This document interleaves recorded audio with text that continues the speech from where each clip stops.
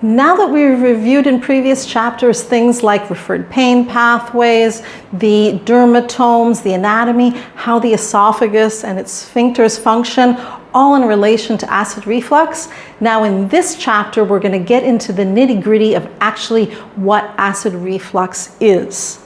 In medical terminology, it's referred to as gastroesophageal reflux disease. So you might sometimes see the term GERD, GERDs disease, written in medical literature, and what we're referring to is acid reflux. Now, as I said before, the esophagus itself is not necessarily a sexy organ, but when you think about the amount of money that is spent by the populations throughout the world on taking over-the-counter antacids or prescription medication like proton pump inhibitors, the market is huge. It's extremely profitable for the pharmaceutical companies. Now, what if you could take only a small percentage of those people out there suffering from acid reflux, or the people out there who don't even know that visceral manual therapy and visceral osteopathy can actually have an effect on reducing acid reflux and freeing people from so many uncomfortable and painful symptoms that can even eventually lead to esophageal erosion and esophageal cancer. Well, you could actually build your practice and build your reputation on being able to fix problems that go so much more beyond the musculoskeletal. And when you think about that, that's where the whole world of visceral osteopathy opens up to you.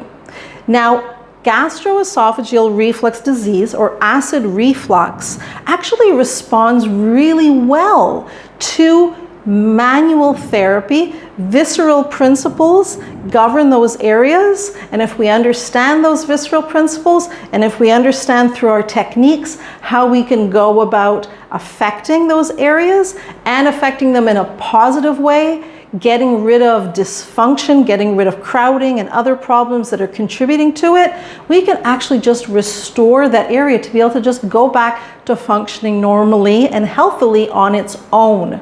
And that's the beauty of manual osteopathy as a holistic approach. So if you would like to position yourself in a way where you say, I want to be able to treat all of those problems that are considered to be so medically based, and I want to be able to treat them with manual therapy, I want to be able to encroach on what the medical and pharmaceutical community think that they've got all to themselves, well, learning how to treat acid reflux is one of the ways to do that. And that starts with learning what gastroesophageal reflux disease is.